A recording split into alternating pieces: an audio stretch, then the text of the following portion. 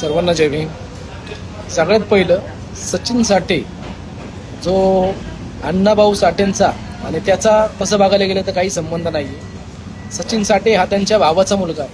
म्हणजे अण्णाभाऊ साठेंच्या भावाचा मुलगा हा सचिन साठे. आता हा सचिन साठे काय बोलतो पहिला ऐका.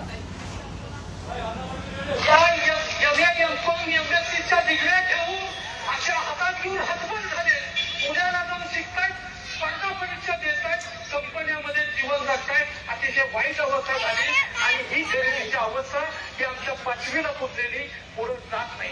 आणि म्हणून आमची मागणी की या आरक्षणाचं वर्गवारी झाली पाहिजे आणि तळागाळातल्या उपेक्षितांना गोरगरिबांना न्याय मिळाला पाहिजे.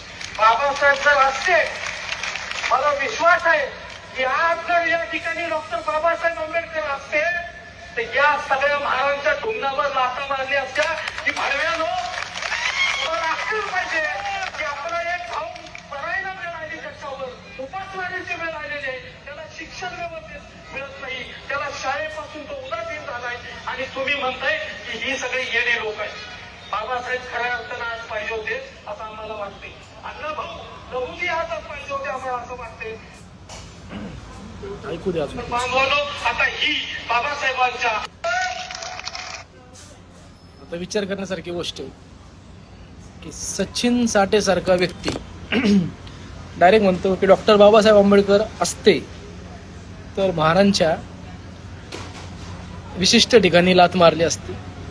पण तिथं थांबला नाही बाबा. हा म्हणतो भाडव्यांनो, ते पण महाराजांना डायरेक्ट पूर्ण समाजाला. तर बाबा एखाद्या व्यक्तीविषयी काय प्रॉब्लेम असेल त्याला बोलला असता, काय प्रॉब्लेम नव्हतं. हा पूर्ण आमच्या समाजाला महाराजांना डायरेक्ट शिवीगाळ करतोय.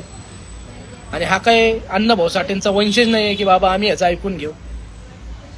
विषय असा आहे की मला आता फक्त पोलीस प्रशासनालाच एवढे सांगायचे की याचा तुम्ही तुमच्या पद्धतीने सत्कार करा. कारण की आमच्या समाजामध्ये पण अशी लोक आहेत की सचिन साठे याला सुद्धा बघणार नाहीत. जर जातीवर येत असेल तर कुणीच बघू शकत नाही.